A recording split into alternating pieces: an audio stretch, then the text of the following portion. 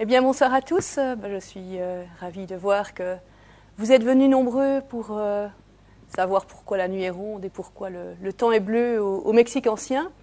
Je ne sais pas si vous vous êtes déjà souvent posé la question avant de prendre connaissance du titre de cette conférence, mais toujours est-il que les Aztèques, eux, quelques siècles avant nous, l'ont fait.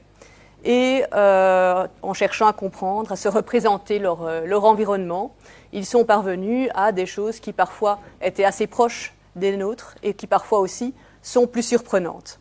En fait, de tout temps, en tout lieu, l'être humain a toujours cherché à observer, à connaître, à comprendre le monde qui l'entoure, à chercher à le décrire avec des mots, à chercher à le mettre en images, mais il l'a fait de façon différente en fonction de la culture à laquelle il appartient. Et le Mexique ancien ne fait pas exception à la règle, donc nous allons au cours de cette conférence découvrir quelques-unes des images dont certaines vont vous sembler parfois familières, d'autres parfois un petit peu plus étranges, qui constituaient le quotidien des cultures du Mexique ancien. Et nous allons plonger en fait dans l'univers de la pensée préhispanique en nous focalisant sur la Mésoamérique et le monde des Aztèques. Et évidemment, nous allons répondre de façon concise à la question pourquoi est-ce que la nuit est ronde, pourquoi le temps est-il bleu. Vous le saurez en sortant d'ici, je vous le promets.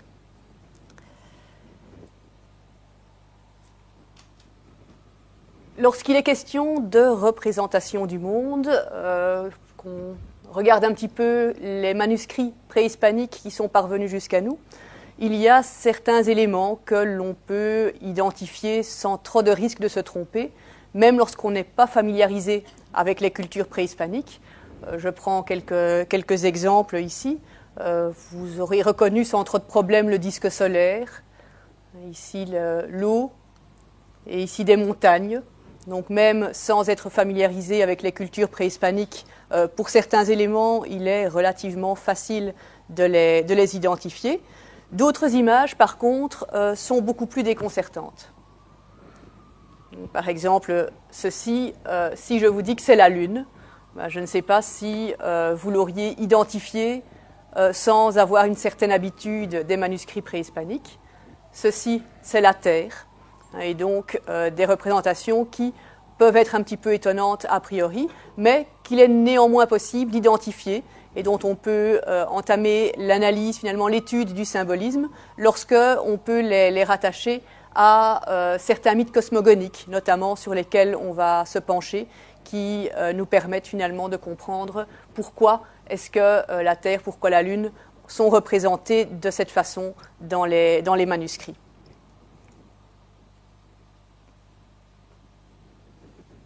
En revanche, il y a d'autres concepts qui sont plus complexes, qui nécessitent réellement une approche beaucoup plus poussée de la pensée préhispanique pour comprendre pourquoi certaines représentations sont comme elles sont dans les manuscrits en question.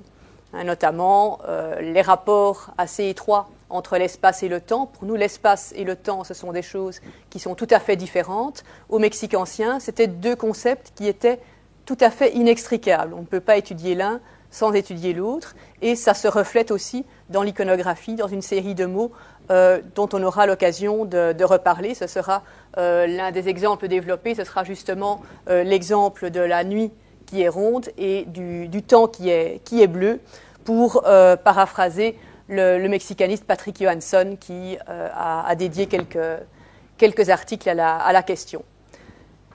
Pour comprendre justement ces concepts qui parfois sont assez étrangers aux nôtres, justement, il faut tenter de se départir de notre propre grille de lecture. Le piège, quand on s'attelle à l'étude des manuscrits préhispaniques, est de tenter d'identifier les éléments en les rapprochant de choses qui nous sont familières, de choses que l'on connaît. Parfois ça fonctionne, mais parfois ça ne fonctionne pas. Tout simplement parce que nos propres interprétations sont biaisées par notre propre culture. Et justement, on aura l'occasion de revenir sur la question, notamment lorsque on abordera la transformation de certaines représentations à l'époque coloniale, donc une fois qu'il y a eu contact avec le monde européen au XVIe siècle et qu'il y a un certain nombre de représentations venant d'Europe, des conventions qui ont été adoptées par les populations indigènes, et ce sera l'occasion justement de montrer ce changement d'un système à l'autre qui a représenté finalement des bouleversements profonds. Et donc l'un des propos de la conférence, ce sera aussi de montrer à travers l'exemple du Mexique ancien, et plus spécifiquement de la culture aztèque, que si l'observation de l'environnement, l'expérimentation des phénomènes naturels, ce sont des activités humaines universelles. Par contre, leur interprétation, la façon dont on va mettre des mots sur ce qu'on observe, la façon dont on va le mettre en image, eh bien, par contre, c'est quelque chose qui va être fortement lié à la culture à laquelle on appartient. C'est ce que nous faisons, c'est ce que les Aztèques ont fait au Mexique ancien. Et évidemment, c'est un processus très complexe parce qu'il y a un dialogue constant entre les observations du milieu naturel que l'on fait et la culture. La culture elle-même va se construire largement aussi à partir de ces observations. Et je vous propose en fait de traiter ce sujet en 3 parties, avec d'abord une indispensable petite introduction aux cultures mexicaines préhispaniques et à leur système de pensée, ne serait-ce que pour comprendre la façon finalement dont ce rapport à l'environnement était pensé.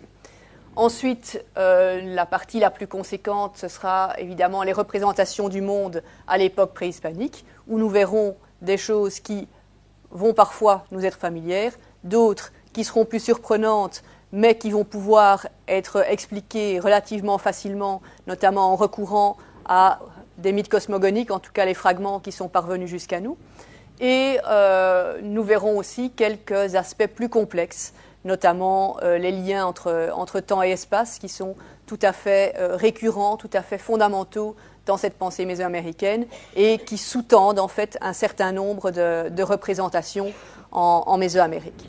Et puis nous terminerons par quelques représentations du monde à l'époque coloniale, donc des représentations à la fois par des artistes indigènes, mais qui auront vu aussi des images d'origine européenne et qui vont s'adapter en conséquence, qui vont transformer leur façon de représenter les choses et qui vont parfois reprendre certains éléments qui ont une origine préhispanique, les mêler à des éléments d'origine occidentale. Et puis d'autre part aussi, on va voir quelques exemples d'auteurs espagnols du XVIe siècle qui écrivent sur la culture aztèque, qui ont tenté de comprendre ces manuscrits et qui parfois les ont mal interprétés parce que justement, ils les ont abordés avec le bagage culturel dont ils disposaient, évidemment, et ont fait des rapprochements avec ce qui leur semblait similaire dans leur propre pensée, mais parfois ça tombe bien, parfois c'est inapproprié, et justement ce sera une occasion de mettre en évidence les différences et les similitudes qu'il peut y avoir entre les conventions de représentation finalement qui sont liées à un type de pensée et à un autre, puisque l'un des propos aussi sera de montrer que si au Mexique ancien il y a un certain nombre de représentations qui sont liées à des conventions culturelles, eh bien c'est le cas aussi pour la façon dont nous représentons le monde. Nous aussi, nous recourons à une série de conventions, on n'en est pas toujours conscient, et étudier des systèmes qui sont différents du nôtre nous permet justement de prendre un petit peu de distance et de nous renvoyer aussi à notre propre image quelque part.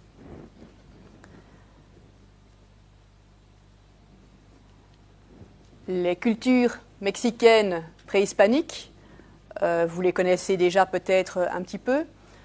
Je fais une petite mise en situation pour que l'on situe clairement de qui on parle à quelle époque. Donc le Mexique actuel faisait partie à l'époque préhispanique d'une grande région culturelle d'Amérique centrale que les spécialistes appellent Mésoamérique et qui comprenait en fait effectivement une bonne partie du Mexique actuel, le Guatemala, le Belize, une partie du Honduras, un petit peu aussi du Nicaragua, du Costa Rica, un petit peu du Salvador, et donc une grande aire culturelle où en fait des dizaines de cultures originales se sont succédées ou bien ont cohabité durant plusieurs millénaires, puisque le continent américain est peuplé dès les environs de 15 000 avant notre ère, et puis on a finalement plusieurs millénaires d'histoire préhispanique avant que les Européens n'arrivent dans la région. Et notamment la Mésoamérique, c'est le berceau de toute une série de cultures que vous connaissez au moins de nom, les Olmèques pour citer une des plus anciennes, les Mayas, les Toltecs et également les Aztèques dont il sera surtout question parce que c'est la culture préhispanique la mieux connue, c'est la dernière culture préhispanique à avoir occupé le Mexique central et c'est la mieux documentée. Alors, si on parle de Mésoamérique comme d'une ère culturelle, si on étudie volontiers conjointement les cultures en question et qu'on les compare entre elles, c'est parce qu'elles présentent un certain nombre de caractéristiques communes sur lesquelles on aura l'occasion de revenir. Les Aztèques, donc, sont la dernière culture préhispanique à avoir occupé le Mexique central. Ils arrivent aux alentours de 1200 et occuperont donc ce Mexique central jusqu'à l'époque de la conquête espagnole, qui voit la chute de Mexico en 1521.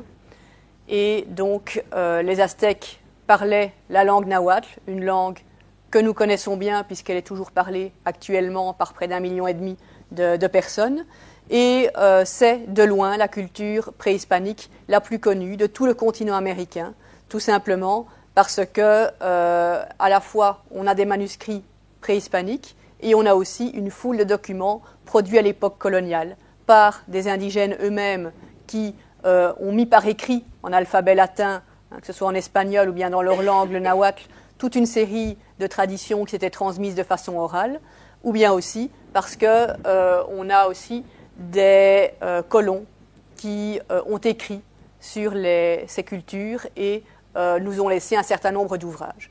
Et donc on a une masse de documents dont on n'a pas l'équivalent pour d'autres cultures indigènes des Amériques, et ça en fait finalement la culture préhispanique la mieux documentée et donc extrêmement riche évidemment et intéressante pour nous. Les Aztèques, tout comme les autres cultures américaines, donc aussi bien leurs voisins les Mayas que d'autres cultures qui ont pu les précéder, avaient donc un certain nombre de caractéristiques en commun. Et je vous en ai repris quelques-unes, ce n'est pas une liste exhaustive, mais ça vous donne une petite idée du type de similitudes qu'on peut trouver dans ces cultures. Notamment, ce sont des cultures dont l'alimentation reposait essentiellement sur l'agriculture, avec surtout le maïs. Le maïs, la céréale, la plante nourricière par excellence que l'on retrouve quasiment dans tous les repas, le haricot et la courge. Pas d'animaux domestiques, sauf le chien et le dindon. Donc effectivement, pour l'alimentation, on reposait surtout sur les produits de l'agriculture. Une caractéristique qui peut avoir l'air totalement anodine, mais qui était tout à fait fondamentale en réalité, puisque une telle dépendance pour l'alimentation par rapport aux produits de l'agriculture signifiait évidemment qu'il fallait absolument que la récolte soit bonne. Et de temps en temps, les récoltes n'étaient pas bonnes et il pouvait y avoir des famines assez épouvantables, dont les chroniques historiques aztèques nous font mention parfois de famines qui durent des années et des années. Et il n'est donc pas bien étonnant de voir que de nombreux rites vont tourner autour du bon déroulement de l'année agricole. On va avoir plusieurs divinités dont les préoccupations, dont le domaine d'action va tourner aussi autour de plantes particulièrement importantes, comme le maïs, notamment aussi bien chez les Mayas que chez les Aztèques. On avait ainsi plusieurs divinités qui étaient liées au maïs, à des stades de croissance différents de la plante, tellement la plante était importante et fondamentale. Alors on trouve aussi d'autres caractéristiques importantes, notamment le fait que la roue n'était pas employée, La métallurgie est restée absente jusqu'à une période assez récente, c'est-à-dire le 8e, 9e siècle de notre ère à peu près. Les technologies métallurgiques ont été importées d'Amérique du Sud, vraisemblablement. Elles n'ont pas été découvertes, elles n'ont pas été inventées sur place. Et on ne s'en est jamais servi de façon pratique, c'est-à-dire qu'on a réalisé des parures avec ces technologies métallurgiques, mais pas d'armes ni d'outils. Un aspect qui nous intéresse évidemment beaucoup dans le cadre de cette conférence, c'est l'emploi simultané de plusieurs systèmes de calendrier. La Mésoamérique est très connue pour le recours à de multiples calendriers qu'on employait simultanément, dont surtout un calendrier solaire et un calendrier divinatoire. Le calendrier solaire, c'est le même que le nôtre, en fait, 365 jours, donc celui-là ne doit pas vous dérouter beaucoup parce que vous le connaissez bien. Un calendrier divinatoire de 260 jours, employé simultanément au calendrier solaire, et d'une culture à l'autre, il y avait aussi des cultures qui employaient encore d'autres calendriers, toujours simultanément. Donc on peut par exemple trouver un cycle vénusien de 584 jours. On a aussi des cultures, notamment les Mayas, qui utilisent beaucoup aussi le calendrier lunaire. Et donc tous ces systèmes de calendrier ne sont pas en concurrence les uns avec les autres. Au contraire, on les utilise simultanément et souvent on fait des jeux de correspondance entre eux avec des périodes qui sont particulièrement importantes, qui vont marquer la fin ou le début de cycle, par exemple à des dates où calendrier solaire et calendrier divinatoire vont à nouveau débuter en même temps à la même date. Et c'est quelque chose qui est extrêmement important. On trouve mentions et représentations liées à ces calendriers, notamment dans les livres mésoaméricains, les fameux codex, le nom qui est donné traditionnellement aux livres préhispaniques. Ça, c'est quelque chose qui est tout à fait spécifique à cette partie du continent américain. Les livres préhispaniques, on n'en a pas l'équivalent pour aucune autre culture préhispanique. Et, bien entendu, des systèmes d'écriture qui accompagnent cela. Donc ça peut être une écriture phonétique véritable, comme dans le cas des Mayas, ou bien une écriture qui est essentiellement pictographique, comme dans le cas des Aztèques.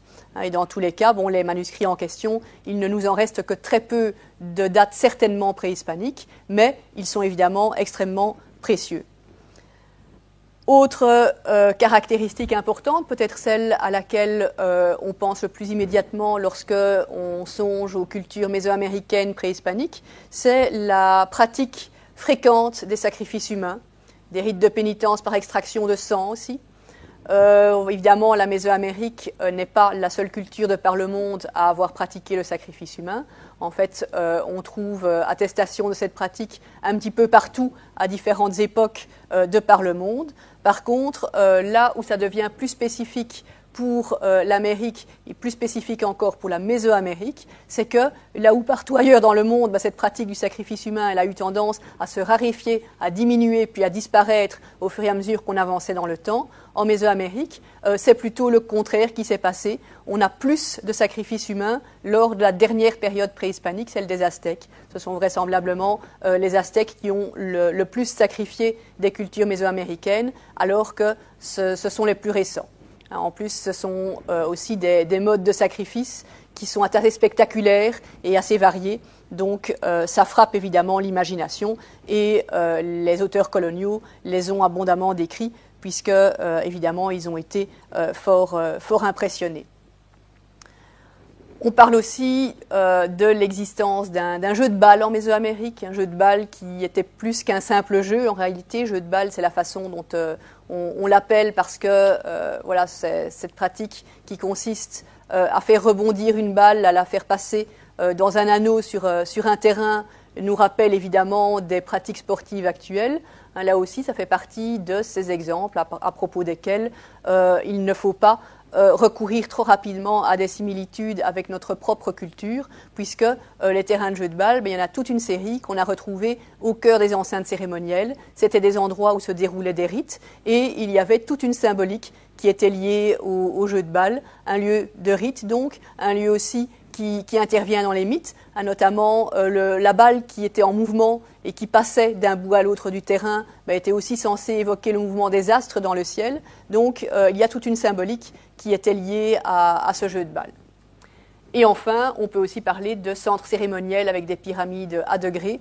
Donc ces enceintes cérémonielles, la plupart des grands sites mésoaméricains comportent en leur centre de vastes enceintes qui comptaient jusqu'à plusieurs dizaines de structures différentes où avaient lieu un certain nombre de rites. Et on y trouve notamment sans doute les monuments les plus connus de l'Amérique ancienne, les fameuses pyramides à degrés avec des temples au sommet, mais pas uniquement, donc c'était beaucoup plus varié que ça, puisqu'on trouvait aussi un certain nombre d'édifices.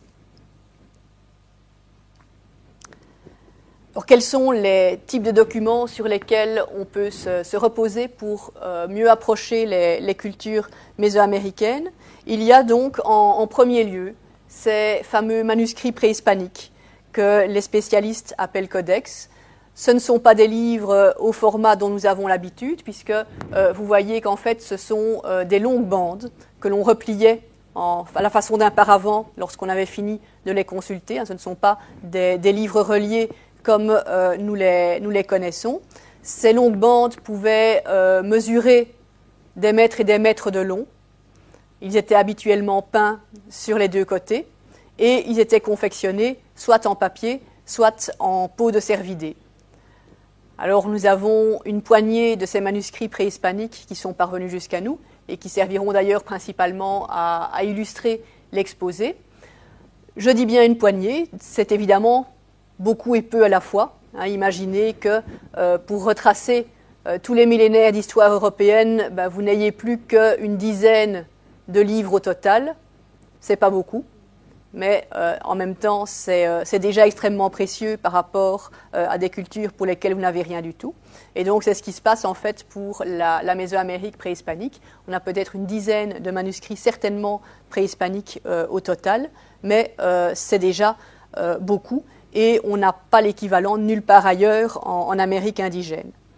On a aussi une foule de documents coloniaux, donc aussi bien des artistes indigènes qui ont continué la tradition des codex après la conquête, avec un style qui parfois est resté proche du style préhispanique, un style qui parfois s'est transformé aussi sous l'influence des représentations européennes de l'époque, comme on aura l'occasion d'en voir quelques exemples. Et puis on a aussi des ouvrages écrits par des auteurs espagnols qui vont décrire la culture aztèque.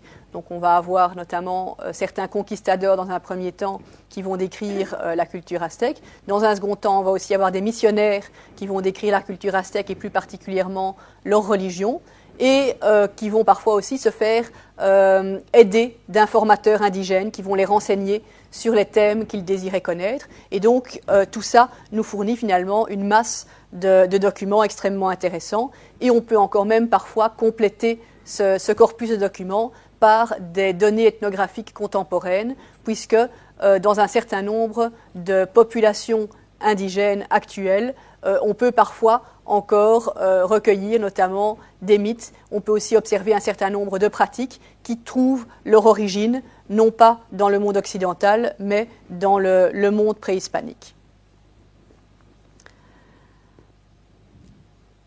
Que peut-on faire avec ces documents? Comment peut-on aborder ces cultures qui, à certains égards, sont proches de nous, à d'autres sont radicalement différentes? Il faut d'abord comprendre comment fonctionne la pensée aztèque, en quoi cette pensée aztèque est différente de la nôtre.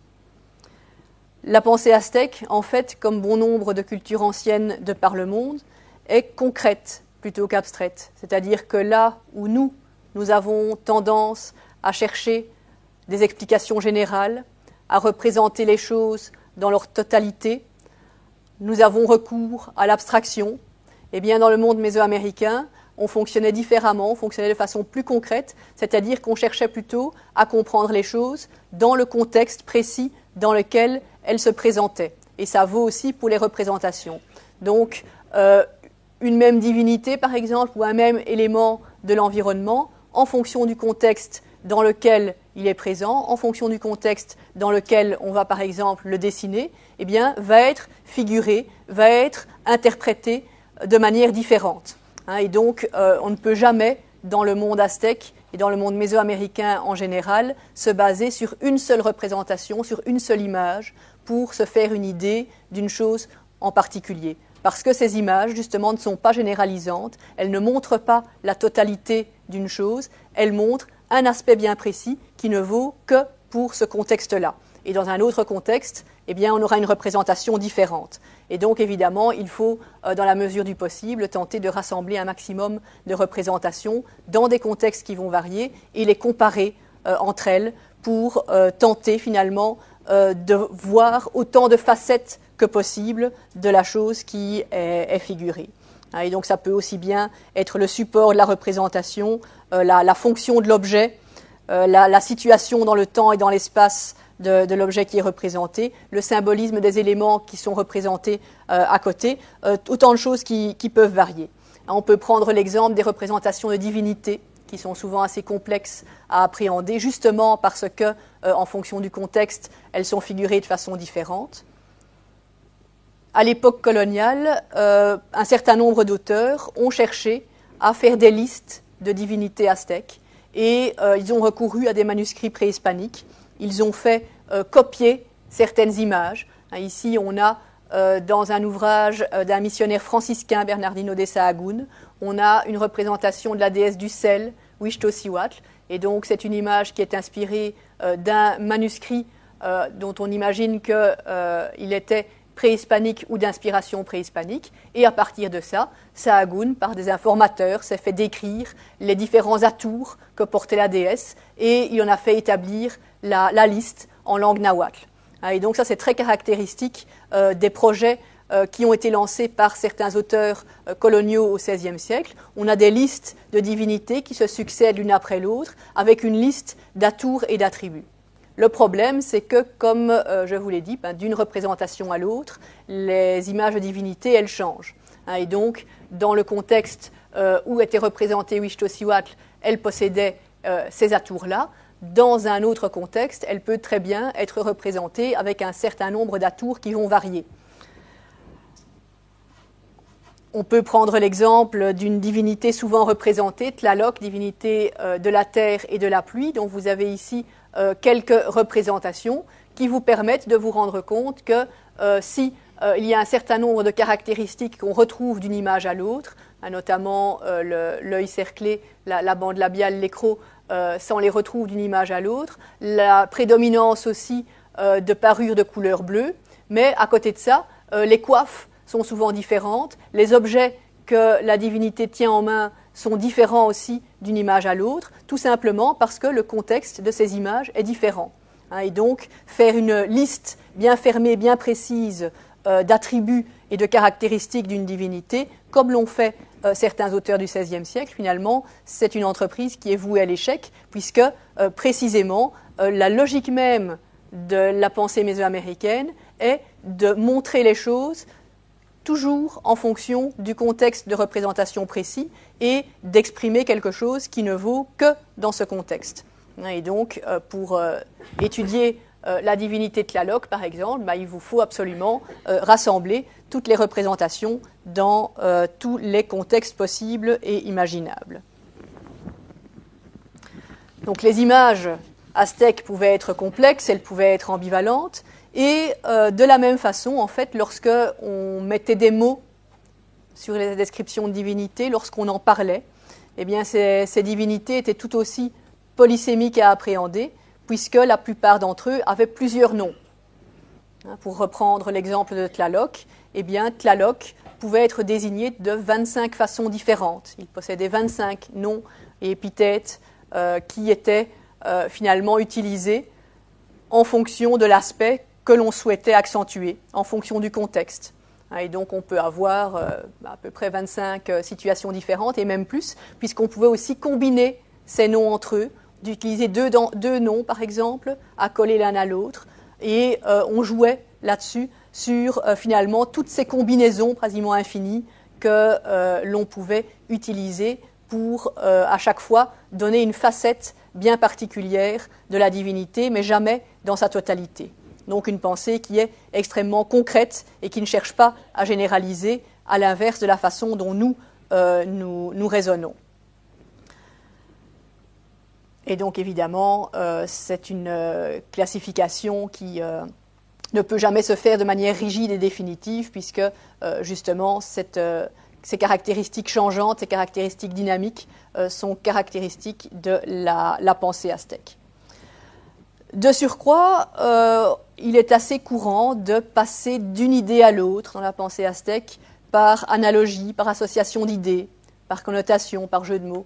C'est une pensée qui est symbolique, qui va faire des liens entre deux choses, de façon parfois un petit peu surprenante en ce qui nous concerne, et va lier entre eux des éléments par métaphore et par analogie. La pensée mésoaméricaine, en particulier, affectionne les jeux d'opposition et de complémentarité. Vous en avez ici quelques-uns qui sont représentés parmi les plus courants, donc notamment ayant rapport avec les thèmes qui sont traités aujourd'hui, le jour et la nuit, le ciel et la terre, le soleil et la lune, le masculin et le féminin, la vie et la mort. On peut poursuivre, la liste peut être très très longue. On joue sur des représentations qui vont à la fois être radicalement opposées, mais aussi complémentaires, et on peut passer d'une chose à l'autre de façon analogique. Donc toujours pour poursuivre dans le thème qui nous occupe aujourd'hui, bon, le jour est opposé bien entendu à la nuit, mais par analogie, on peut aussi associer le jour au ciel et la nuit à la terre. Et donc on va avoir par exemple une divinité dont les caractéristiques vont être nocturne, ce sera aussi une divinité à caractéristiques telluriques. Une divinité diurne va aussi être céleste et solaire, et ainsi de suite. On passe d'une idée à l'autre par analogie, certaines analogies qui sont faciles à comprendre pour nous, d'autres qui sont plus compliquées a priori. La façon dont on évoquait, dont on représentait son environnement, c'est en fait tout à fait caractéristique des usages qui sont propres à la langue nahuatl, où on a vraiment l'impression que les mots viennent par vagues successives pour présenter chaque fois une facette légèrement différente du fait, comme pour mieux nous le représenter, pour citer Tsvetan Todorov. Et il y avait aussi toute une série de figures de style qui figurent un petit peu aussi dans la même veine, notamment le diphrasisme qui consiste à désigner une chose en nommant deux de ses caractéristiques principales. Le livre, c'est le papier et l'encre. Et donc plutôt que de dire le livre, on dit le papier et l'encre. Et on passe en fait d'une idée à l'autre par analogie. On trouve un exemple très représentatif de cette façon d'envisager les choses. Par exemple, lorsqu'on s'intéresse à la pyramide principale dans le centre cérémoniel de Mexico, où on voit en fait qu'on a une pyramide, mais deux volets d'escalier et deux sanctuaires qui sont situés au sommet, avec le sanctuaire côté nord qui était dédié à Tlaloc, dieu de la terre et de la pluie, le sanctuaire côté sud qui était dédié à Huitzilopochtli, divinité solaire et guerrière. Et donc Tlaloc, oui, il est tellurique, il est aussi nocturne, il est aussi lunaire, alors que Huitzilopochtli, il est solaire, il est aussi diurne, il est aussi céleste, et ainsi de suite. Autre représentation tout à fait typique et caractéristique que l'on trouve en Mésoamérique, ce sont ces représentations. On a beaucoup d'images qui jouent sur l'opposition complémentarité entre la mort et la vie. Ici, vous avez un petit visage en céramique qui est à moitié vivant, à moitié mort, et qui rentre bien aussi dans certains des concepts qui seront explorés aujourd'hui.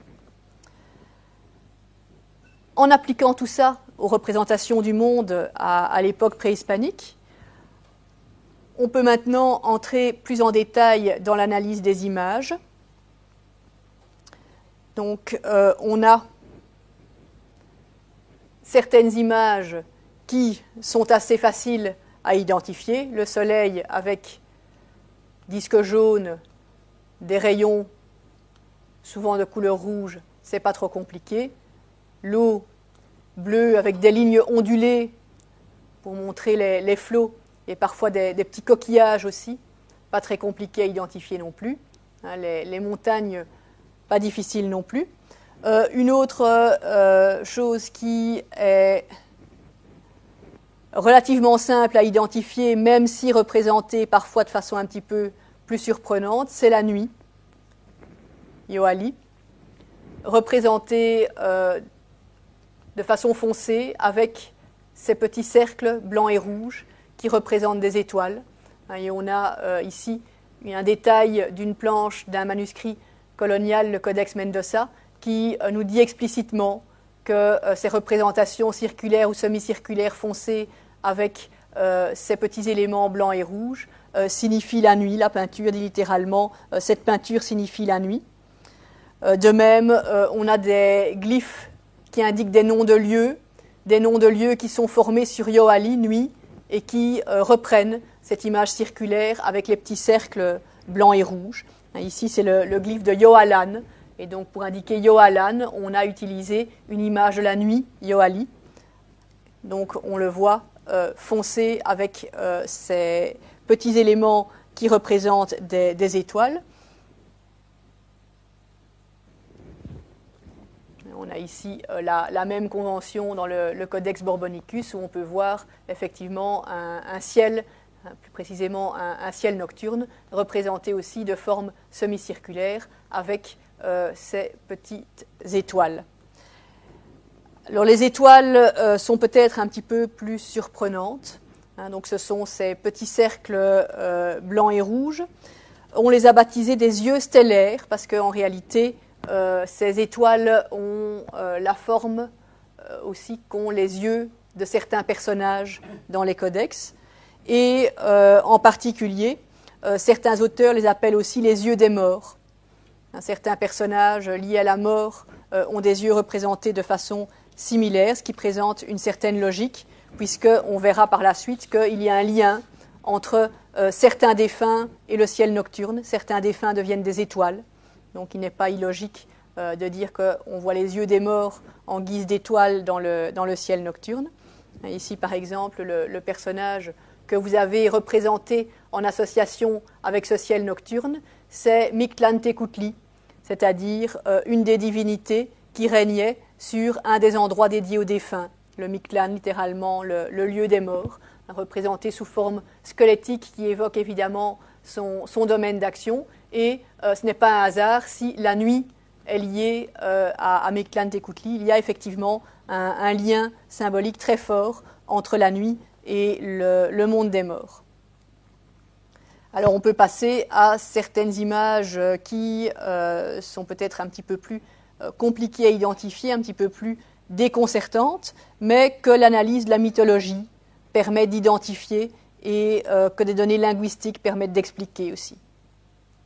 La Terre, par exemple, d'après les fragments de mythes de création qui nous sont parvenus, a été formée à partir du corps déchiré d'une divinité primordiale qui était conçu comme un animal écailleux, épineux, un animal aquatique qui nageait dans les eaux primordiales et dont l'apparence la plus courante est celle d'un animal qu'on appelle en nahuatl Cipactli, qui évoque vaguement un caïman ou un crocodile, même s'il ne faut pas chercher des représentations tout à fait fidèles aux détails près à l'animal réel, puisque voilà, le Cipactli tel qu'il est représenté ici, vous observez notamment qu'il a des oreilles, ce qui est un petit peu bizarre pour un caïman ou un crocodile. Ce ne sont pas forcément des animaux réels qui sont représentés, puisque on est finalement dans un domaine, dans une pensée qui fonctionne par association d'idées, par métaphore. On est dans un domaine de l'imaginaire aussi, et on ne montre pas forcément des animaux réels, donc, mais plutôt des caractéristiques pour ce qu'elles sont censées évoquer symboliquement. Et donc, dans ces mythes de création, l'une des versions de la création de la Terre nous dit que une divinité primordiale, dont l'apparence donc peut évoquer cet animal écailleux et épineux, nageait dans les eaux primitives. Elle a été déchirée en deux morceaux au début des temps, et l'une de ces parties a servi à former la Terre. Et donc, c'est comme ça qu'on a parfois dans les manuscrits la Terre qui est représentée sous la forme de l'animal en question, tout simplement parce que la Terre a été formée à partir d'un morceau du corps de cet animal. Et on peut voir ici des épis de maïs qui sont en train de pousser sur son dos. Donc c'est bien la Terre qui est représentée. Et tous les éléments finalement de paysage dont la terre est parsemée comme les montagnes sont aussi conçus et représentés de façon écailleuse. Ces petits losanges avec un point au milieu, ce sont des écailles, et on les retrouve ici par exemple sur cette montagne. Ce sont évidemment les écailles, les crocs, les éléments qui ont le plus retenu l'attention chez l'animal. On en trouve aussi un écho de l'importance de ces caractéristiques dans ces restes qui ont été découverts dans l'une des offrandes dans la pyramide principale à Mexico, des têtes et des peaux de crocodiles qui ont été ensevelies avec des restes d'autres animaux aquatiques. Et donc on a uniquement la tête et la peau du corps de l'animal, on n'a pas enseveli le reste du corps. Donc ce sont vraiment les écailles et alors la partie mâchoire avec les dents qui importait pour les Aztèques. Et donc dans cette offrande qui a été enterrée au sein de la pyramide principale, on trouve ces fameux restes de crocodiles, en compagnie d'autres matériels aquatiques. Ce n'est pas anodin que des restes de tels animaux se trouvent enterrés, évidemment, étant donné le rapport qu'ils ont avec la terre.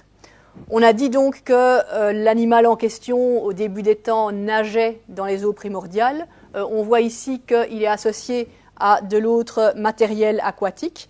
C'est que toujours reste de cette création initiale, la terre, elle est conçue comme plate et épineuse, mais plate et entourée d'eau, avec même de l'eau qui circule en dessous. La terre, finalement, c'est les restes de ce gigantesque crocodile primordial, écailleux, dur, épineux, mais avec de l'eau qui circule par en dessous, avec de l'eau qui l'entoure. Les montagnes en elles-mêmes sont creuses, ce sont de gigantesques récipients d'eau, elles seront remplies d'eau par le dessous. Et c'est comme ça qu'on a des représentations de montagnes dans les codex avec des flots d'eau qui en jaillissent par le dessous, tout simplement parce qu'elles sont supposées être creuses. Et donc on a l'eau qui circule en dessous de la surface terrestre et qui remplit les montagnes. Ce n'est pas pour rien non plus que les montagnes étaient réputées pour être un des endroits où résidaient les divinités de la pluie, les maîtres de l'eau, étant donné que c'était de gigantesques récipients d'eau. C'est autour des montagnes aussi que s'amassent les nuages, que se forme la pluie. Les montagnes étaient réputées pour être à l'origine à la fois des eaux célestes et des eaux terrestres. On a aussi des images qui montrent bien que finalement la surface terrestre flottait sur l'eau. Ici on retrouve une gigantesque gueule ouverte de Cipactli. L'œil se trouve ici. On voit ici la mâchoire ouverte avec les crocs. Et donc il y a de l'eau qui passe par en dessous. Donc finalement la surface terrestre repose sur un milieu aquatique. Et ce n'est pas tout, puisque en plus d'entourer la terre, en plus de passer par en dessous et de remplir les montagnes par en dessous, eh bien, ces restes des eaux primordiales se prolongeaient jusque dans la voûte céleste. Du moins la nuit, ça vaut plus particulièrement pour le ciel nocturne. Le franciscain Bernardino de Sahagún, un des missionnaires qui a décrit les religions du Mexique ancien, écrit donc dans la seconde moitié du XVIe siècle que, je vous cite, « Les anciens habitants de cette terre croyaient que dans la mer, le ciel s'unissait à l'eau, comme si c'était une maison dont les eaux forment les parois et que le ciel recouvre. » Et ce qui est intéressant, c'est qu'on trouve actuellement encore des populations dans lesquelles, effectivement, cette eau qui entoure la surface terrestre est supposée monter jusque dans la voûte céleste et former une partie de la voûte céleste, notamment au Guatemala, les Chortis croient que la voûte céleste est une mer. Et dans l'Occident du Mexique, les Coras, le soir, l'eau et les étoiles montent des entrailles de la terre et vont obscurcir le ciel. Il y en a cette magnifique planche du Codex Borbonicus qui nous montre bien le lien qu'il y avait entre eau et voûte céleste. On a ici une représentation de l'eau qui est liée à une bande céleste. Donc ce n'est pas simplement une image de la Terre sur une surface d'eau qui a été rabattue dans le plan de l'image. Non, il y a bien un lien avec la voûte céleste, puisqu'on a cette voûte céleste, on voit ce ciel nocturne ici qui est représenté et qui est uni à l'eau. Et c'est justement une représentation où on a une image du soleil couchant. Donc le soleil se couche, le ciel nocturne va apparaître et cette eau donc, qui passe sous la terre, qui l'entoure, s'unissait à la voûte céleste.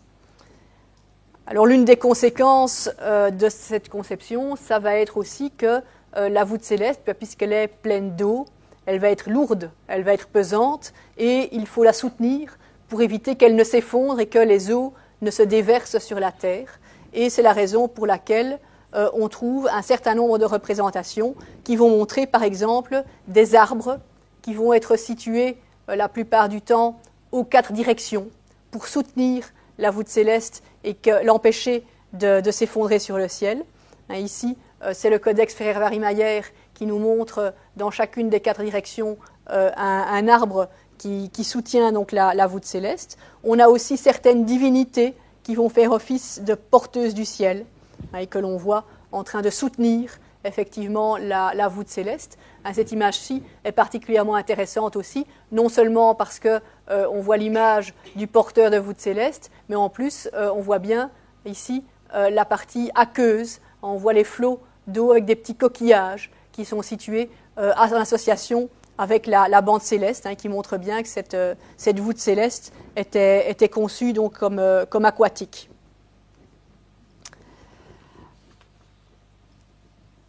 Alors dans les manuscrits, on insiste surtout en ce qui concerne les directions sur l'est et l'ouest, tout simplement parce que ce sont les directions où le soleil se levait et se couchait. Et par convention, dans les manuscrits préhispaniques, c'est l'est qui est représenté au-dessus. Chez nous, par convention, c'est le nord qui est représenté au-dessus sur les cartes. Dans les manuscrits préhispaniques, c'est l'est. On le voit, il y a un petit disque solaire d'ailleurs qui est représenté ici. Donc on a l'est au-dessus, l'ouest en dessous. Et ce sont clairement, c'est l'axe directionnel primordial parce que celui de la course apparente du soleil dans le ciel, d'est en ouest, c'est grâce à la course du soleil en fait qu'on va pouvoir s'orienter, qu'on va pouvoir se situer également par rapport aux autres directions, même si on le voit sur une image comme celle-ci, eh bien le nord et le sud étaient aussi représentés, avaient aussi leur importance et leur symbolique propre. Ce sont l'est et l'ouest en fait qui sont les plus importants. Dans certains cas aussi, on a comme point de repère non pas les 4 points cardinaux, mais les points solsticiels. C'est un petit peu différent, c'est basé aussi sur l'observation du parcours apparent du soleil dans le ciel. Mais donc ici, on a la représentation l'axe est-ouest avec le soleil, donc forcément qui se lève toujours à l'est et qui se couche toujours à l'ouest, mais en fonction de la période de l'année dans laquelle on se trouve, eh bien, en regardant l'horizon à l'est, on va voir le disque solaire apparaître un petit peu plus au nord ou bien un petit peu plus au sud, en fonction que les différents solstices sont proches ou lointains. Ce n'est qu'à l'époque de l'équinoxe que le soleil va être parfaitement dans l'axe est-ouest, et sinon, aux autres moments de l'année, suivant qu'on va s'approcher du solstice d'été ou du solstice d'hiver, eh bien, on va voir le soleil toujours se lever à l'est, mais vers le nord ou vers le sud. Et donc, les 4 coins, finalement, de l'univers seront marqués, non pas par les 4 points cardinaux, mais par les 4 points solsticiels.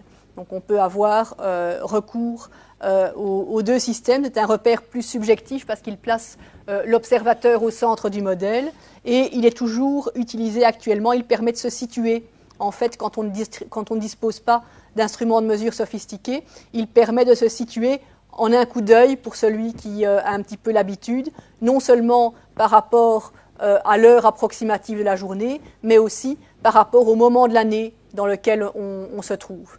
Nous, évidemment, on a perdu l'habitude de faire ce genre d'observation, mais il y a pas mal de populations actuelles qui peuvent vous dire, rien qu'en voyant à quel point du paysage précis le soleil se lève, peuvent vous dire à quelle période de l'année on se trouve.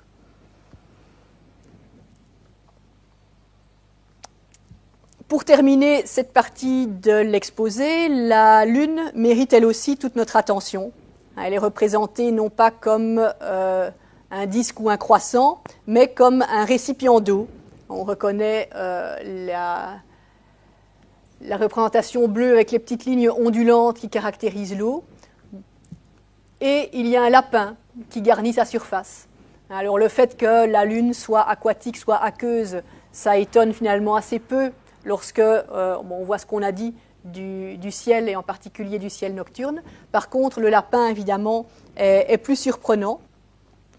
Mais il faut préciser que les anciens Mésoaméricains, à l'instar de d'autres cultures de par le monde, en Chine notamment, c'est pareil, voyaient dans les cratères à la surface de la Lune l'image d'un lapin. Et donc, si le cœur vous en dit, la prochaine pleine Lune, vous pouvez vérifier. Mais donc, voilà, les cratères à la surface de la Lune. Beaucoup de cultures se sont amusées à voir une série de dessins différents dans ce qu'on pouvait y observer. Et en Mésoamérique, comme dans d'autres cultures, et notamment en Chine, on y a vu l'image d'un lapin. C'est l'une des raisons pour lesquelles la Lune est fréquemment représentée avec un lapin à sa surface. Et il y a aussi un passage mythologique qui s'y rapporte, également un grand mythe cosmogonique, un fragment particulièrement important qui concerne la création du Soleil et de la Lune, et qui rapporte que deux divinités choisirent de s'offrir en sacrifice pour devenir Soleil et Lune. Les divinités en question se sont jetées dans un grand brasier et sont ressorties à l'horizon sous la forme de Soleil et Lune. À l'origine, Soleil et Lune brillaient d'un éclat tout à fait identique. Et alors les autres divinités qui avaient assisté à leur sacrifice ont estimé qu'il ne pouvait pas en être ainsi, parce que le sacrifice de Lune avait moins de valeur que celui de Soleil. Et pour obscurcir l'éclat de Lune, ils lui ont jeté un lapin à la figure, qui est resté imprimé à la surface. Et donc c'est pour ça que on a les cratères à la surface de la Lune qui portent encore la marque de ce lapin reçu en pleine figure pour qu'elle soit moins brillante que le Soleil. Et c'est la raison pour laquelle aussi on a fréquemment ces images avec ce petit lapin représenté dans la Lune. Venons-en maintenant à un aspect absolument fondamental, mais aussi plus complexe, qui a souvent été très mal compris, à la suite, il faut bien le dire, des auteurs coloniaux. Parce que très souvent, un certain nombre de choses dont on se rend compte actuellement qu'on les a mal comprises, c'est parce que les auteurs du XVIe siècle qui ont écrit sur ces sujets et sur lesquels on se base avaient eux-mêmes mal compris. Et alors on a parfois tendance à se jeter sur ces témoignages du XVIe siècle et à les utiliser de façon aveugle sans les remettre en question, alors que dans un certain nombre de cas, ce sont des choses qui avaient été mal comprises et donc on ne fait que répéter des erreurs de compréhension déjà commises au XVIe siècle. Et donc parmi ces aspects assez complexes qui ont souvent été mal compris, il y a donc ce rapport dans la pensée mésoaméricaine entre l'espace et le temps. Dans la pensée occidentale, l'espace, le temps, ce sont deux choses totalement distinctes, sauf peut-être dans les récits de science-fiction.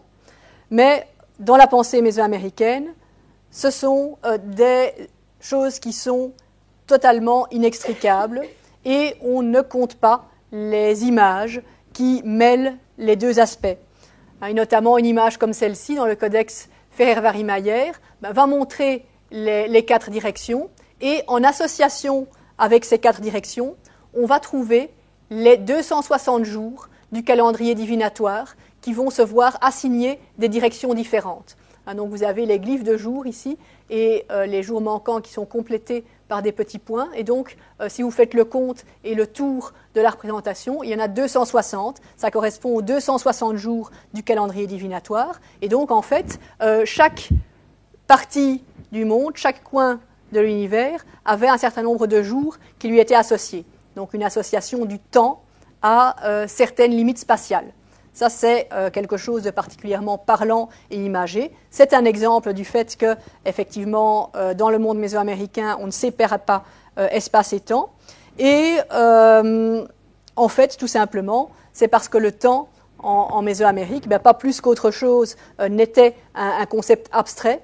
et donc on se le représentait en recourant à des caractéristiques visuelles et des exemples concrets, et on va le voir, ce qui prédominait au fond pour se repérer dans le temps, c'était l'observation du mouvement des astres, et notamment le mouvement apparent du Soleil dans le ciel, mais aussi le mouvement de certaines autres étoiles qui étaient bien repérées et bien observées. Et donc, puisque ces astres se bougeaient, ou bien en tout cas donnaient l'illusion de bouger dans le ciel, on les associait aussi à des directions et à des caractéristiques spatiales. Même dans le langage, la confusion est présente, puisque par exemple, en nahuatl, on a le verbe tlalchia, qui signifie à la fois attendre quelque chose, donc une référence temporelle, et observer quelque chose, donc quelque chose qui va renvoyer à une caractéristique visuelle qui sera située dans l'espace. Et en particulier, c'est le modèle de la journée qui va s'imposer un petit peu partout et qu'on va retrouver dans pas mal de représentations, puisque c'est le Soleil qui va être l'astre le plus observé, le plus important. Et par métaphore, on va l'utiliser dans bien des représentations. C'est le parcours apparent du Soleil dans le ciel diurne, donc non seulement pour se situer dans un moment de la journée, mais aussi, on l'a vu avec les points solsticiels, pour se situer à un moment précis de l'année. C'est un repère temporel par excellence, associé à des points dans l'espace, et on va matérialiser finalement le temps à travers le parcours apparent du Soleil. On va le matérialiser tout autour finalement de la représentation du monde. Il va servir de modèle explicatif et on va l'axer visuellement aussi sur l'alternance du jour et de la nuit. Donc on va avoir effectivement le Soleil qui se lève à l'est, qui monte jusqu'au zénith, qui se couche à l'ouest, avec des variantes aussi en fonction de la période de l'année dans laquelle on se trouve. Et puis ce qui est alors tout aussi intéressant et qui va jouer sur l'opposition complémentarité entre jour et nuit, c'est que, alors que évidemment la nuit, on ne peut plus observer le Soleil, eh bien, dans la conception mésoaméricaine, il y aura aussi un Soleil nocturne qui va avoir un parcours symétrique à celui du Soleil diurne, et il ne faudra dès lors pas s'étonner de voir en fait des bandes célestes avec une représentation du disque solaire, alors que la bande céleste est manifestement nocturne. Et donc représenter un ciel nocturne avec un soleil, ça ne nous viendrait pas à l'idée parce que quand on observe le ciel nocturne, on n'y voit pas le disque solaire. Mais dans le monde mésoaméricain, le soleil nocturne, c'est un concept qui existe. Il fait le parcours exactement symétrique en fait au soleil diurne. Et des recherches anthropologiques actuelles confirment en fait cette conception du soleil nocturne. On le trouve notamment, par exemple, encore actuellement chez les Otomis. Et donc on a des représentations du soleil nocturne dans certains documents préhispaniques, dont ici une représentation dans le Codex Borgia, où on reconnaît le disque avec ses rayons rouges, mais c'est un soleil nocturne, donc au lieu d'avoir un disque jaune, on a un disque de couleur foncée, et on retrouve nos petits yeux stellaires qui vont le garnir. Donc c'est un soleil, mais un soleil foncé, parce que c'est un soleil nocturne, et ici plus précisément, c'est le soleil qui est en train de se coucher. On va le voir qui va disparaître à l'horizon. On a ici une représentation de la Terre, et le soleil va en fait se coucher, disparaître à l'horizon, et devenir soleil nocturne. Et donc on voit à quel point il peut être dangereux de se baser sur des éléments isolés pour identifier certaines caractéristiques. Notamment, on voit un disque solaire dans le ciel, on peut se dire que c'est un ciel diurne. Eh bien non, puisqu'il y a aussi des soleils nocturnes. Et donc, voilà, on a une image, par exemple, comme celle-ci. C'est un ciel nocturne, il est foncé, et pourtant, il y a un soleil qui est représenté. Alors, le soleil nocturne, donc, vient du fait que c'est ce modèle prédominant, ce repère dans le ciel du soleil qui va s'imposer pour un certain nombre de choses, qui va expliquer aussi les représentations circulaires ou semi-circulaires de la nuit, puisque même pour la nuit, ça va être le modèle du parcours du soleil qui va s'imposer. Et donc à côté de bandes célestes classiques, on va aussi en avoir qui sont circulaires, on va aussi en avoir qui sont semi-circulaires, en référence à ce parcours cyclique du Soleil dans le ciel, y compris le ciel nocturne. Il y en a parfois des images comme celle-ci qui sont un petit peu plus complexes à interpréter, qui sont a priori moitié soleil diurne et moitié ciel nocturne, mais en référence aussi au parcours du soleil, et au sujet desquels les spécialistes sont divisés. Est-ce qu'on nous représente ici une journée dans sa totalité, avec la moitié nocturne et la moitié diurne? Est-ce qu'on nous représente une éclipse, avec les ténèbres qui envahissent le disque solaire diurne? Est-ce qu'on nous présente un moment intermédiaire entre le jour et la nuit, le soleil qui se lève par exemple, ou le soleil qui se couche? Ou bien est-ce que c'est le ciel nocturne et qu'on montre un morceau de disque solaire pour signifier qu'il effectue son parcours nocturne? Il y a plusieurs interprétations possibles, évidemment, qui entrent en concurrence, et la question n'a toujours pas été tranchée de manière tout à fait certaine. Alors, on a aussi des images qui vont montrer qu'il y a un rapport entre le ciel nocturne, un rapport iconographique, en tout cas un rapport symbolique, entre le ciel nocturne et la Terre.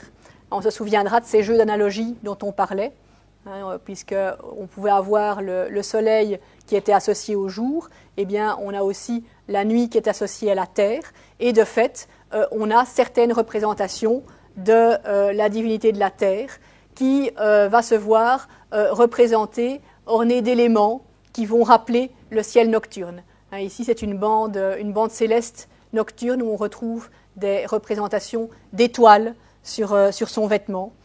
Et effectivement, on se souviendra de cette analogie ciel nocturne et terre, parce qu'à l'intérieur de la Terre, et plus particulièrement lorsqu'on pénètre à l'intérieur de la Terre par les cavernes, tout est obscur, comme dans le ciel nocturne.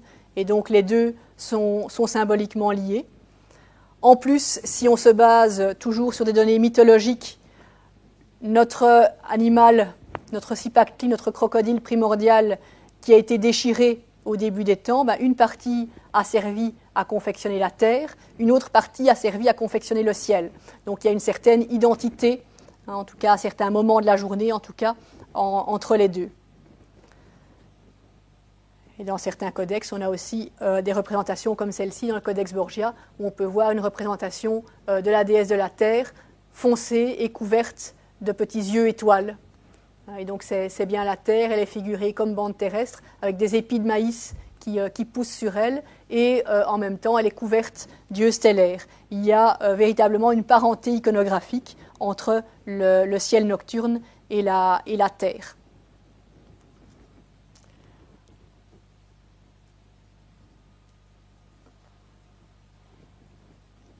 Raison aussi pour laquelle on trouve parfois des images comme celle-ci, avec la mâchoire de cet animal tellurique qui est en train d'engloutir, ici tantôt un paquet funéraire, tantôt un personnage en entier qui a encore l'air vivant lorsqu'il pénètre dans la gueule de l'animal, tout simplement parce qu'il y a une certaine similitude iconographique entre l'un des endroits où allaient les défunts dans le ciel nocturne et donc l'intérieur de la terre, qui était tout aussi obscur que le ciel nocturne.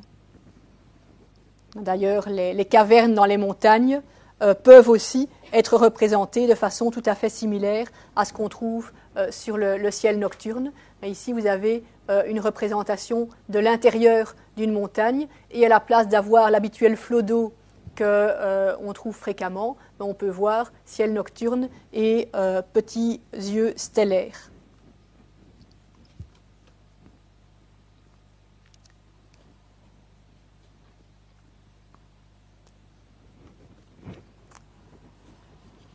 Toujours en rapport avec le jour, la nuit et les représentations du temps, on peut maintenant aussi expliquer pourquoi le temps est bleu. Dans les manuscrits, parfois, un des symboles qui est utilisé pour représenter l'année solaire, ce sont des pierres turquoises. Et c'est une convention qui s'est parfois maintenue aussi à l'époque coloniale. Ici, on a un document colonial, le Codex Mendoza, où on nous montre l'éducation d'un enfant, avec l'enfant à différents âges, et son âge est indiqué par ces petites boules de turquoise. Ici, il a 3 ans, donc on va mettre 3 petites boules. Ici, 4 ans, 4 petites boules. Les petites boules de turquoise indiquent les années solaires. Et donc, le temps est bleu. Et pourquoi est-ce qu'on a choisi la pierre de turquoise pour représenter l'année solaire? C'est parce que le mot nahuatl pour désigner la turquoise, Xihuitl, signifie aussi, un mot a souvent plusieurs significations, signifie aussi le feu et l'année solaire, tout simplement parce que, en fait, la couleur bleue, la couleur turquoise, elle évoque le ciel diurne au moment où le soleil est au zénith dans la journée. C'est aussi le moment le plus chaud de la journée, d'où par analogie aussi la signification feu.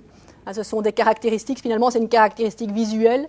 Nous, pour le soleil, si on devait associer une couleur, on dirait peut-être plutôt le jaune, mais la caractéristique qui a retenu l'attention dans le monde mésoaméricain, c'est plutôt ce bleu éclatant du ciel diurne lorsque le soleil est à son sommet. Et donc, Xihuitl, ça signifie la turquoise, mais c'est aussi un renvoi au ciel diurne lorsque le soleil est au zénith, donc un renvoi au soleil, et par extension, on l'utilise aussi pour désigner l'année solaire, tout simplement. Et, parce que aussi c'est le moment le plus chaud de la journée, il y a aussi un rapport avec le feu. Et l'un des noms du dieu du feu, c'est Xiuhtecuhtli, le seigneur de turquoise. Renvoyant à toutes sortes de caractéristiques du feu, il n'y a pas que celle-ci, mais c'est un exemple pour vous montrer la façon dont on peut fonctionner avec ce système d'analogie et les représentations que parfois ça peut donner. Alors, nous terminerons l'exposé par la transformation de ce système de représentation, de ces conventions à l'époque coloniale. Le premier exemple, c'est l'exemple du soleil et de la lune. Vous avez ici 2 représentations qui datent de la seconde moitié du XVIe siècle, qui sont donc l'œuvre d'artistes indigènes, mais des artistes indigènes qui, évidemment, dans la seconde moitié du XVIe siècle, ont vu un certain nombre d'ouvrages de provenance européenne, qui ont adopté un certain nombre de conventions qu'ils y ont trouvées. Et on voit que la Lune, c'est plus un récipient rempli d'eau, mais un petit croissant, dans les 2 cas. Et on y a parfois aussi dessiné un visage. Cette fois-ci, c'est plus le lapin, c'est un visage humain. Et quelque part, ça montre aussi qu'on passe d'un système basé sur des conventions à un système basé sur des autres conventions, parce que nous voyons un visage humain à la surface de la Lune, mais il n'est évidemment pas plus réel que le petit lapin. Quant au disque solaire, on voit ici, ceci est un manuscrit un petit peu plus ancien que celui-ci, on voit ici que dans le premier cas, le disque solaire a conservé ses rayons à la façon préhispanique, même si au centre on a dessiné un petit visage humain. Ici, dans la seconde représentation, les rayons n'ont plus leur format ni leur couleur préhispanique, et on retrouve aussi donc le petit visage. Et donc ça montre finalement la transformation iconographique subie sur certaines représentations. Et un autre exemple donc est celui de concepts qui ont été compris de façon erronée par les chroniqueurs coloniaux, qui les ont diffusés, dont parfois on est encore tributaire bien involontairement à l'heure actuelle. Ils n'étaient ni formés ni préparés à ce qu'ils allaient voir. Ce n'étaient pas des anthropologues, évidemment. Et donc, lorsqu'ils s'intéressent à ces cultures préhispaniques et qu'ils vont essayer de les décrire, ils vont recourir au bagage culturel dont ils disposent.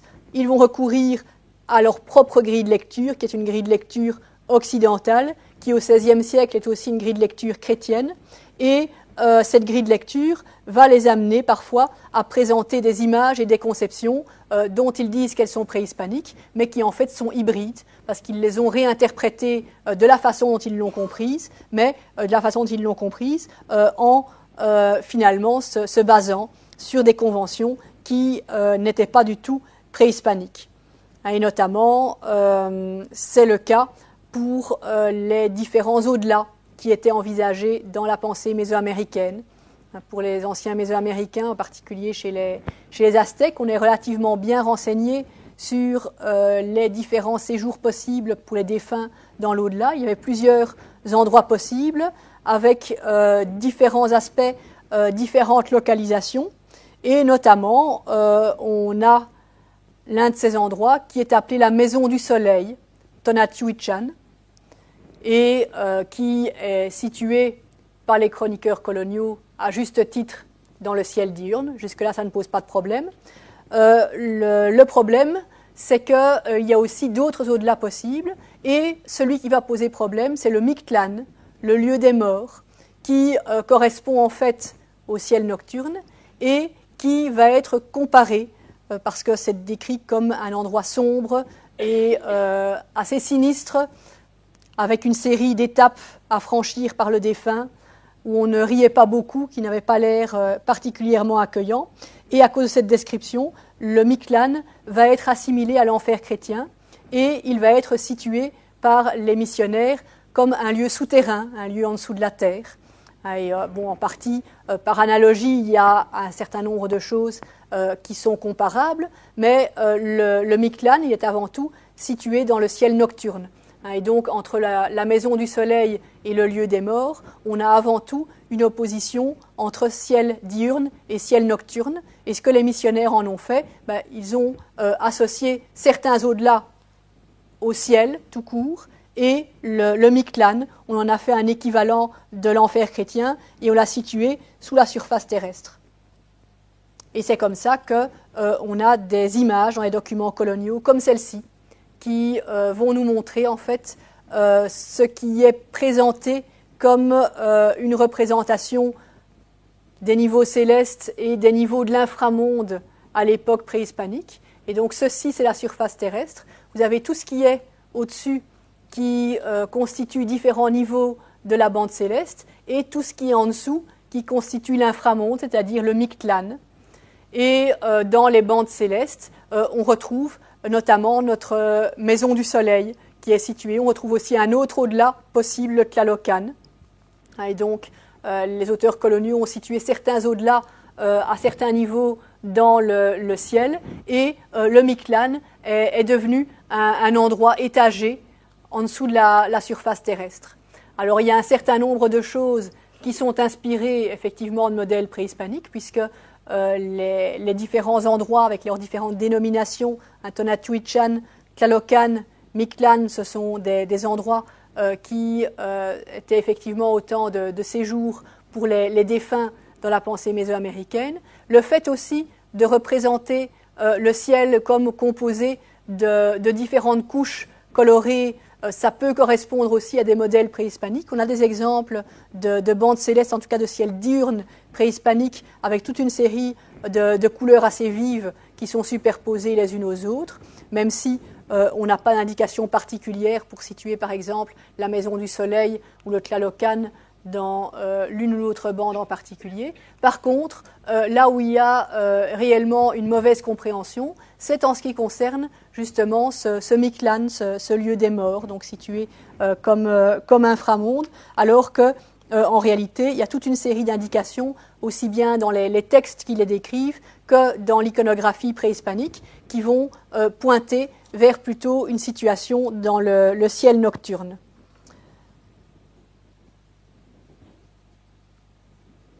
Donc Tonatiuh-Chan, c'est la Maison du Soleil, Mictlán, c'est le lieu des morts, et dans les textes, plus précisément dans les textes en nahuatl, donc des textes en nahuatl transcrits en alphabet latin de façon phonétique, mais qui transcrivent des discours en langue nahuatl, on retrouve fréquemment Tonatiuh-Chan, donc Maison du Soleil, couplé au mot Ilhuicat, c'est-à-dire ciel, mais de façon peut-être plus étonnante pour nous, de façon en tout cas qui a échappé aux chroniqueurs coloniaux. Mictlán est aussi associé à Ilhuicatl. Donc on a Tonatiuh-Chan, Ilhuicatl lorsqu'on parle de la Maison du Soleil. On a aussi Mictlán et Ilhuicatl lorsqu'on parle du lieu des morts. Et donc l'un comme l'autre sont situés dans le ciel, même si il y a tout de même une différence entre les deux, puisque l'un correspond à un ciel diurne, l'autre à un ciel nocturne. Une autre caractéristique aussi qui semble avoir échappé aux chroniqueurs coloniaux, c'est le fait que, toujours en association avec le Mictlan, on le trouve en fonctionnement avec un locatif qui est le locatif topan, qui signifie sur ou au-dessus de nous. Donc le Mictlan, il n'est pas en dessous, il est au-dessus de nous. Donc là aussi, il correspond à une situation céleste. Simplement, c'est un ciel nocturne et c'est en cela qu'il est différent du ciel maison du soleil et d'autres au-delà, comme aussi le Tlalocan par exemple. Il est intéressant aussi de constater que cette idée trouve des prolongements auprès de populations actuelles. Par exemple, pour les Mayas yucatèques, les défunts voyagent le long de la Voie lactée la nuit et ils peuvent utiliser la Voie lactée pour revenir sur Terre lors du jour des morts.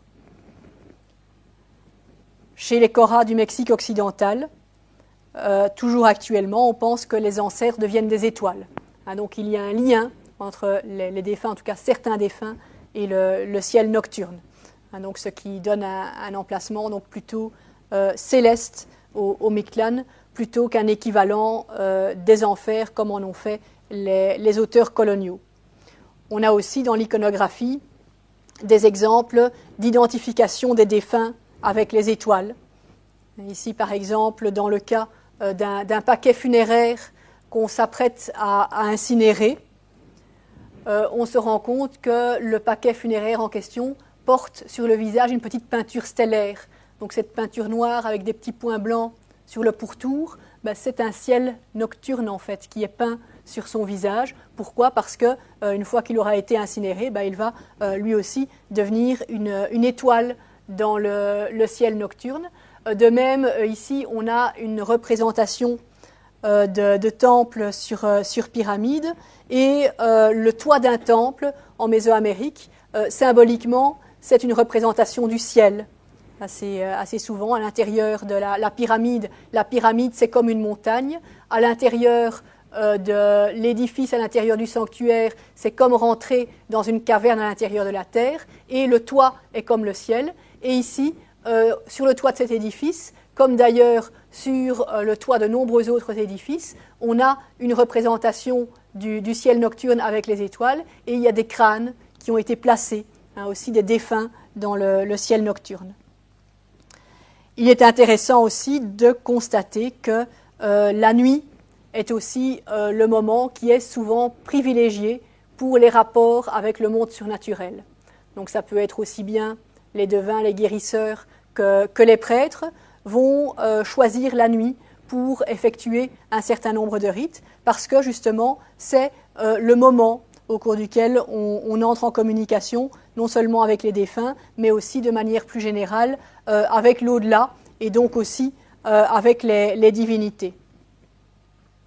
Regardez par exemple ici dans le Codex Borgia, cette ouverture d'un paquet sacré, ces paquets qui contenaient des restes associés à certaines divinités et qui étaient censés être les dépositaires de pouvoirs particulièrement puissants, qu'on gardait à l'abri du regard, qu'on ne manipulait qu'avec extrême précaution, il n'y avait que les spécialistes qui les manipulaient, on les ouvrait encore moins souvent, toujours sous le contrôle de spécialistes. Et ici, cette scène nous présente manifestement l'ouverture d'un paquet sacré avec toute la puissance et les forces qu'elle renferme qui s'en dégagent. Et on le voit, on a des caractéristiques nocturnes qui vont en jaillir, vont en envahir le pourtour. On retrouve les ténèbres et les petites étoiles.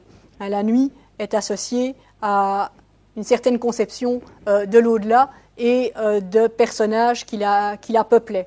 Il est aussi très significatif que bon nombre de rites avaient lieu la nuit, à l'époque préhispanique, des chants et des danses, aussi des extractions de sang à l'aide d'instruments pointus, les fameux rites de pénitence. Et ce n'est pas pour rien qu'on trouve très souvent dans les codex des représentations d'épines qui servaient donc pour les extractions de sang, qui sont associées à un petit œil stellaire, à une petite représentation de la nuit, parce que c'est la nuit surtout que cela se faisait. Et ce n'est pas pour rien non plus que les prêtres, souvent lorsqu'ils s'apprêtaient à exécuter les rites, s'enduisaient le corps d'une couleur noire. Tout simplement aussi parce qu'il s'agissait ni plus ni moins de favoriser la communication avec l'autre monde en s'en rapprochant comme on peut ici en multipliant les symboles nocturnes. Et donc, habituellement, l'une des caractéristiques qui permet d'identifier un prêtre en action dans un manuscrit préhispanique, ou bien aussi à la période coloniale, comme ici, parce que la convention s'est poursuivie, eh bien, c'est le fait qu'il est représenté enduit de couleur noire. Voilà, à travers ces exemples, j'espère avoir montré donc, effectivement, si l'observation de l'environnement, l'expérimentation des phénomènes naturels, ce sont des activités humaines universelles, en revanche, leur interprétation, la façon dont on va mettre ces observations en images, la façon dont on va les décrire, dont on va mettre des mots dessus, dont on va verbaliser, c'est quelque chose qui peut varier assez fortement en fonction de la culture à laquelle on appartient. Le changement de convention à l'époque coloniale a bien mis, je pense, la chose en évidence. C'est un exemple qui est particulièrement éloquent. C'est l'occasion d'explorer quelques aspects intéressant, c'est une belle porte d'entrée sur la culture aztèque, sur son système de pensée, sur son iconographie. Et c'est aussi une façon de réfléchir sur la façon dont nous-mêmes nous pensons les choses, dont nous pensons notre environnement, puisque effectivement, on se rend compte que finalement, si nous aussi on observe notre environnement, dans la façon qu'on peut avoir de le décrire et de le représenter, finalement, il y a aussi toute une série de conventions liées à notre culture, tout comme il y en a dans le monde aztèque. Et donc, voilà, j'espère que maintenant tout le monde sait pourquoi le temps est bleu et la nuit est ronde. Et je vous remercie de m'avoir écouté.